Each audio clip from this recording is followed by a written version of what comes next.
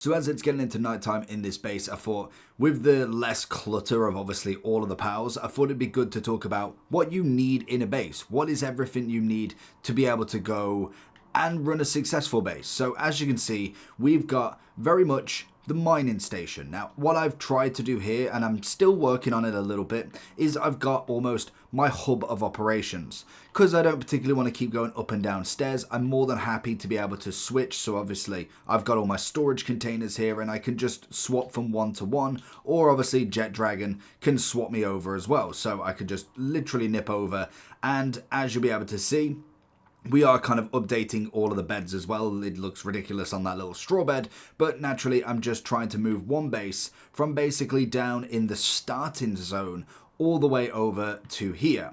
So I've got basically the mining / operations. This is going to have all of the big stuff like all of your ores, all of your melting facilities, and all of the production line.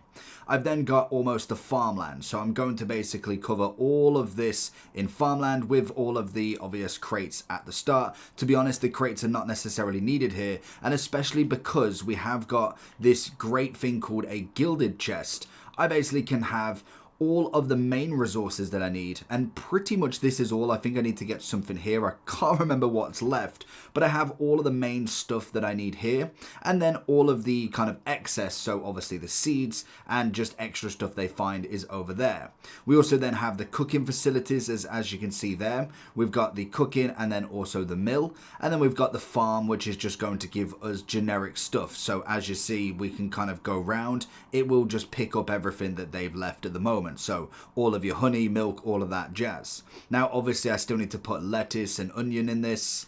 Or in fact, no, I need onion and something else. I think it might be tomatoes to be able to put in all of this. And all of this space can be utilized because I've got 41 pals. I've just got to basically do what I've done over here and give them all nice beds. Obviously, it helps them progress. So that's got to be something that you work on as you kind of get the base going.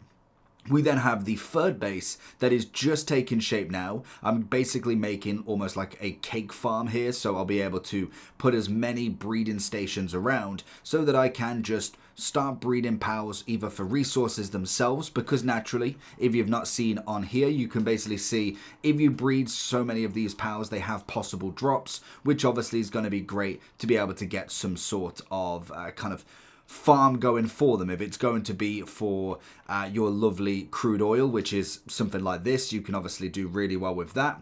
That's going to be kind of what this breeding station is for. And then the final one, I've not decided yet, to be honest, but you've always got stuff that you can do. Naturally, you could turn it into absolutely anything. So as we go, not shoot anything out of Jet Dragon, that'll be absolutely fine. As you can kind of go through your technology points, the whole point is to try and unlock everything. You can get an unlimited amount of technology points. I'll kind of do a video on the best way to do that as I'm kind of searching. I'm slowly getting my way through a lot of the top stuff here because naturally the whole point is to unlock everything. And as you can see, we've kind of done well to start with, but there's still a few things that I needed to actually get, and then I can kind of do what I want with the base, and I've got everything completely unlocked. All of obviously the powers unlocked as well. That's another thing that I personally want to do before any new game comes out. So that's going to be something you can work on as you're building your base and just gathering resources. And you can find some pretty cool stuff that maybe you didn't even know before. So obviously I've got the advanced medicine workbench I need to get. Obviously I want to try and get the Gatling gun as well, and just all the saddles and hammers and stuff for the rest. We've also got a PAL pod, which is going to be used for healing, which is good. And then we've still got to go for the exotic sphere, which is going to be another one that I've not used as of yet.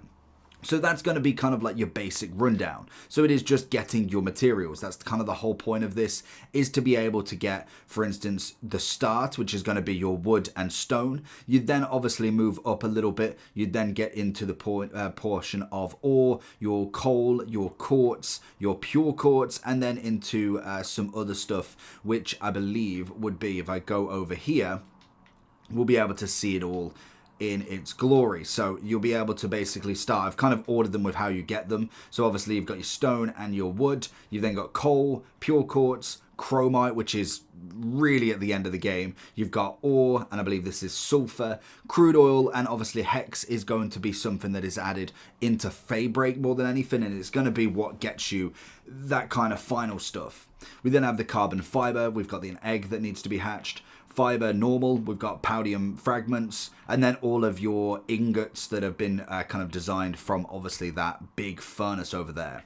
We then have kind of your miscellaneous stuff, so all of your organs that are going to come from some powers, they're always good to have. Your souls, which are going to be fantastic to basically help your powers either get stronger or work faster. And then we've got the ancient civilization parts, as well as then the core. We then also have the circuit boards, nails, cement, high quality pal oil, which is going to come from the farm, and then also gunpowder. So naturally what you want to be doing is kind of starting with your resources over here. That's kind of an absolute key. You'll be able to then see that you've got your... Why are you attacking that? You've then got obviously all of this. So you've got, for instance, 2 people being able to do the gigantic furnace, which is fantastic. Then you've also got your power line, which is going to be from your electricity powers. I have done a whole video prior to this one on the best powers for your base, all of your level 4s and level 3s if needed. And it's just going to be good to try and basically minimize as little powers in there. So for instance, because I've got the level 4, which one have I got? Him over here. Because I've got the level 4 of him, he can pretty much power this side of stuff. He can't quite do the oil on his own, but he can do all of like your generic sphere, gigantic furnace, and he can pretty much have it. We've also got a power line next to it to increase the ability, and then there's also a little kind of adapter thing that gives him more. So because he's very, very good at this, you only need 1. So you save on a PAL room here, and to be honest, this base only has 24 powers in it compared to the 41 that I think I'm allowed. When it comes to the farm side of stuff, obviously here we've got all of the powers that do give you stuff. So these give you high quality oil. We've got wool, high quality cloth. We've got eggs, milk, honey, and I think, is there anything else? Wool, eggs, and what do they give now? They give paldium fragments, so it's just another extra way to get them. It's not necessarily what I need from them, but I mean, it's just extra at the minimum. And then the best thing to do is when trying to actually build all these together, definitely get a guild chest for all of your everyday items. Like pretty much most things require all of these. Like yes, you'll have some things that might require something different, like the red berries for the round table.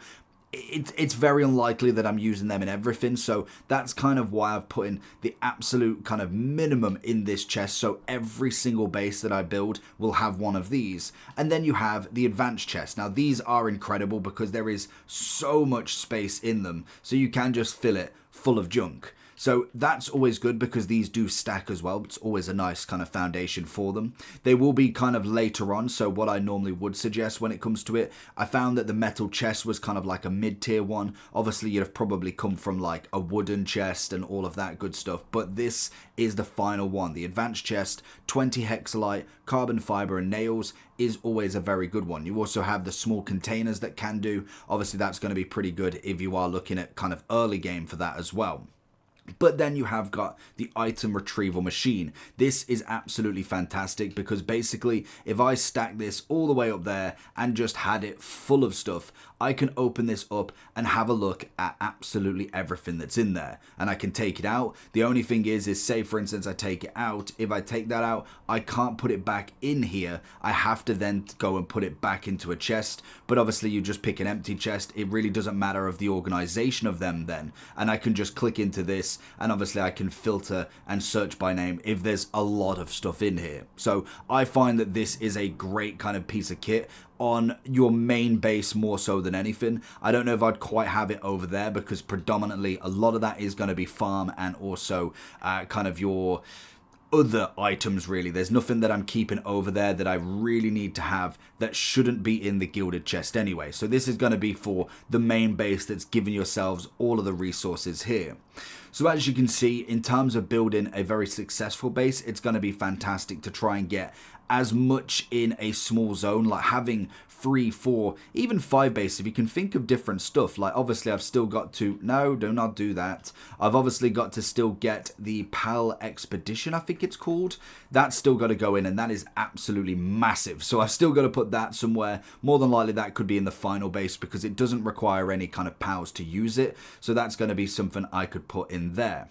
So then you've got the other bases that you need outside of here, because naturally, unless you've got a specific zone with a lot of room, you still need the crude oil. That's always something. So mine personally is up here at the moment. This is where I'm just getting a constant supply of crude oil. I've got a couple of electric powers, a couple of Anubises, and then some obvious equipment going in here. So as you'll see, predominantly it's just for this. I've built a wall just because I kept getting loads of people in here, and I've got a few powers that I've just accidentally left in here.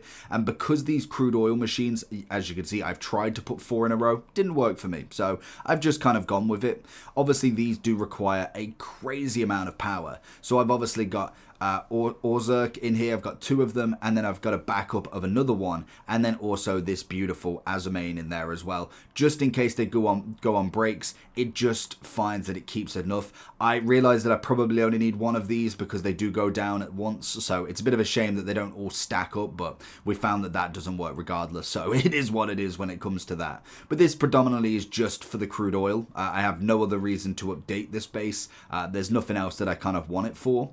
And then I did have kind of a few ore bases which are over here, and then we do have a base which is mining hex over here. Obviously if you wanted to do it all in the hex zone or all in the crude oil zone, then yes, that is going to be a great way. But the one thing that I found with the base that I've got that I've just shown you, and as you can see I have literally not done anything in here yet, so I kind of need to work on this next. As you see, there's a lot of starving and also kind of unhealthy pets, which to be honest, I don't know if I've even put a food box down over here, so that is a little bit of shame on me, but we can do that now. So keeping them all up to date and kind of going is the biggest thing. You have got medicine workshops that I am going to be adding into stuff like this, because obviously that's going to be the best way to keep your pals in check as well. But the main reason for this base is like any other. It is to predominantly help your pals kind of go and mine these. These are the hexes that are going to give me the hex, and then the chromite, you unfortunately at the moment have to go and do it yourself,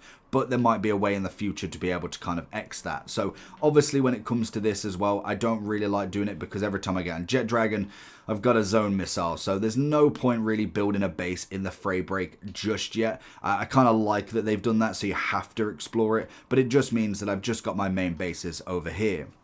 So when it comes to it, progression is key. You're not going to get this kind of level of base very, very early on, but as you do progress quite quickly, you will be able to just start as you mean to go on. Like I had to move everything from one base that I had literally everything in, to then being able to now have this kind of massive base that's working as almost a machine to be able to just completely run itself, and they just work really, really well. So having the best powers of the level 4 kindling, the level 4 on ice, the level, well, it's at the minute they're only level 3 on mining, but I am going to be changing them as well once I could be bothered to go and catch more of the same one. And that's where the base, obviously these will come in, because then you can obviously go to the very, very extremes and look at kind of their actual passive abilities. So if I can get off him, when you go into your powers, you'll be able to see that some of them on the bottom right have passive skills. So for instance, if I was looking at Workaholic, that's going to be great for you. And then